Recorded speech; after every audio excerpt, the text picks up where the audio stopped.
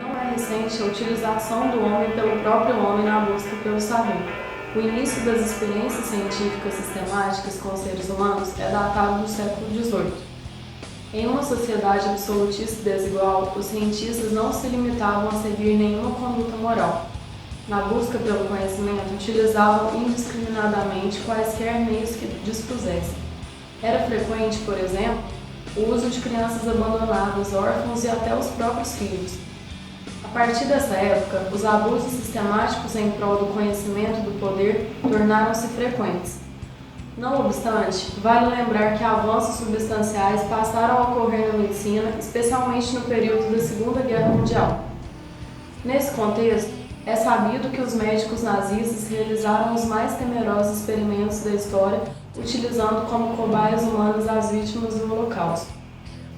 Joseph Mengele, o Anjo da Morte, para criar uma raça de indivíduos de cabelos loiros e olhos azuis, fez experiências com vários pigmentos que injetou nos olhos não anestesiados de crianças, preferencialmente gêmeas.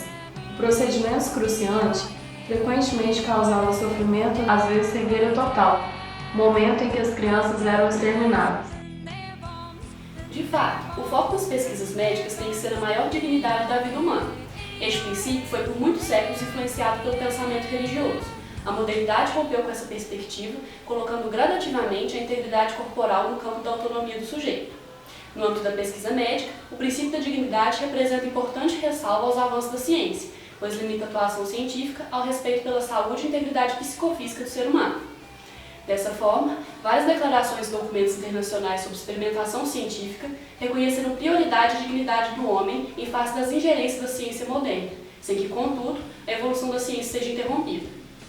Em âmbito internacional, o Código de Nuremberg de 1947, elaborado como parte do julgamento dos médicos nazistas, se tornou um marco, sendo a primeira limitação ético-jurídica às intervenções científicas não consentidas.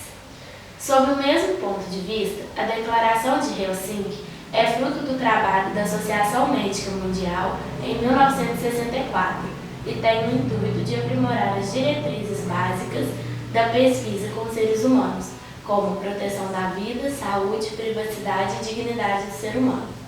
Também o relatório de Belmont, de 1978, elaborado pela Comissão Nacional Norte-Americana para a Proteção dos Seres Humanos em Pesquisa Biomédica e Comportamental, tinha como objetivo identificar e delimitar os princípios éticos básicos que deveriam guiar as pesquisas biomédicas: autonomia, beneficência, não maleficência e justiça.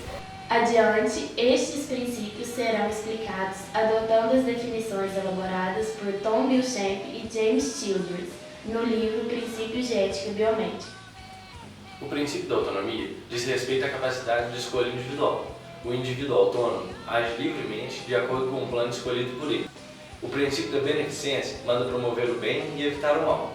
Em função disso, o profissional ou pesquisador deve ter a maior convicção e informação técnica possíveis, que assegurem ser o ato médico ou de pesquisa benéfico ao paciente. O princípio da não maleficência estabelece que a ação do médico ou pesquisador sempre deve causar o menor prejuízo ou agravos à saúde do paciente. Por fim, o princípio da justiça estabelece como condição fundamental a obrigação ética de tratar cada indivíduo conforme o que é moralmente correto e adequado, de dar a cada um o que lhe é devido.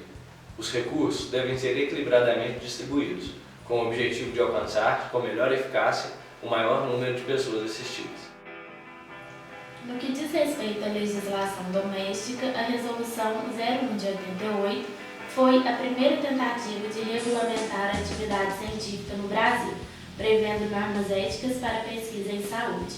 Meses depois, a Constituição Federal estabelece no artigo 1º, inciso 3, o princípio da dignidade da pessoa humana como fundamento da República Federativa do Brasil. Todavia, pondera que é livre a expressão da atividade científica no artigo 5º, inciso 8.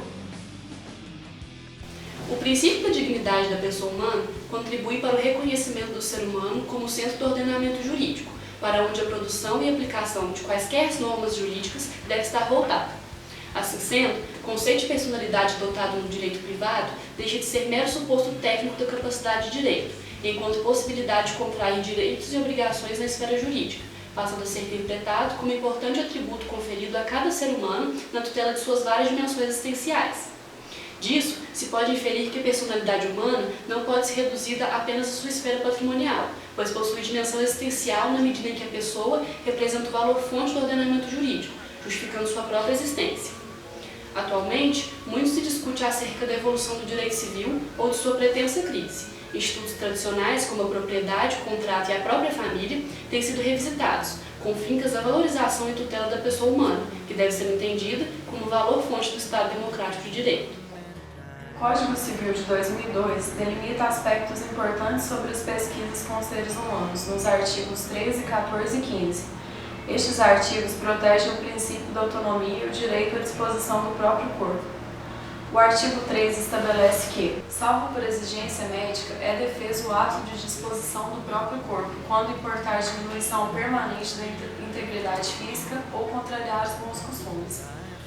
Direito ao próprio corpo e integridade física não são tratados como direitos de propriedade, porque se assim fosse, poderiam ser dispostos de qualquer maneira, mas são entendidos como direito da personalidade, fato que veda a prática de atos lesivos que convenham ao indivíduo devido ao direito à integridade física, como o respeito que todo ser humano deve ter por si próprio. O artigo 14 determina que é válida com objetivo científico ou altruístico a disposição gratuita do próprio corpo, no todo ou em parte, para depois da morte, sendo que o ato de disposição pode ser livremente revogado a qualquer tempo.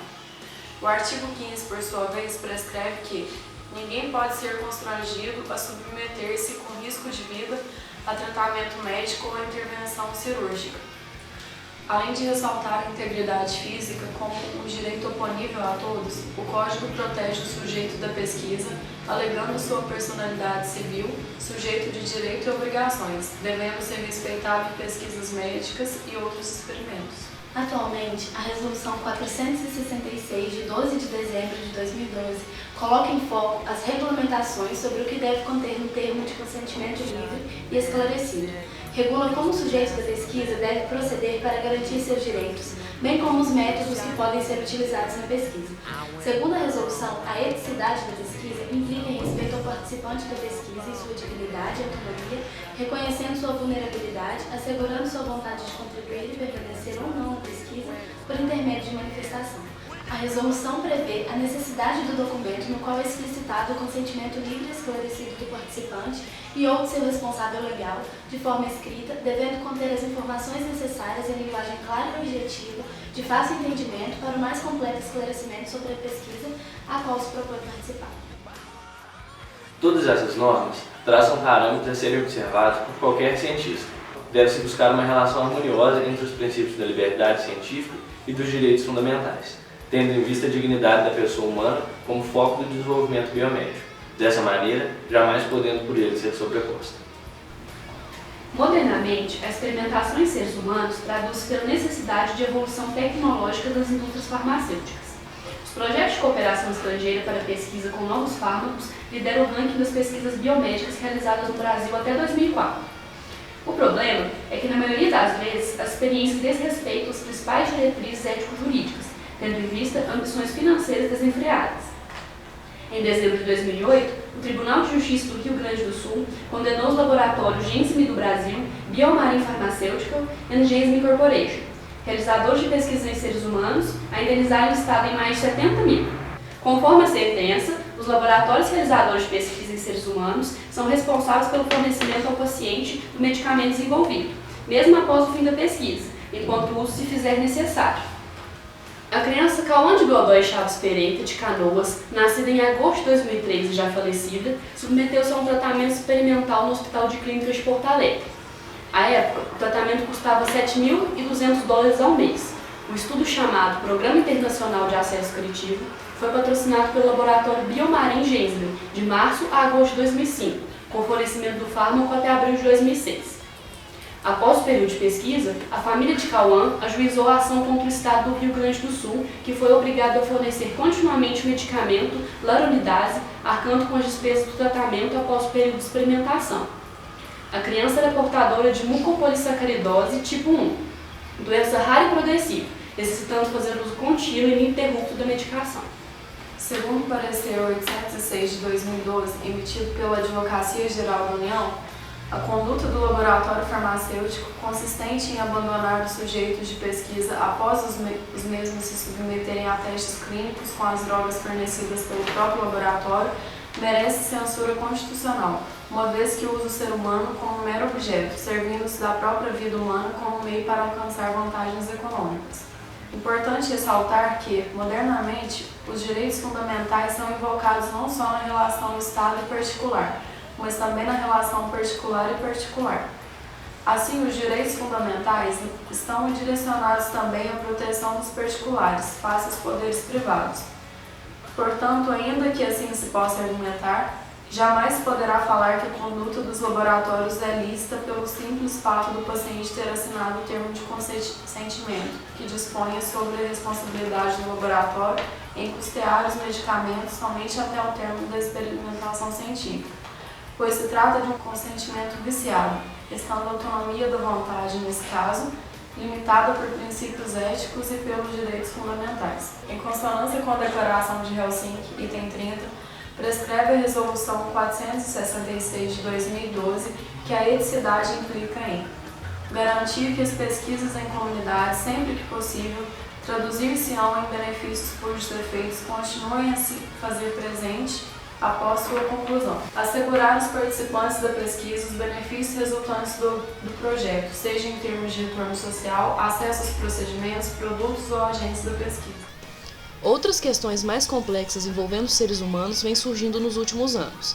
As pesquisas genéticas e o uso de células-troncos embrionárias, por exemplo, são problemas recentes que demandam certa reflexão quanto à administração responsável da vida humana, que deve ser sempre protegida.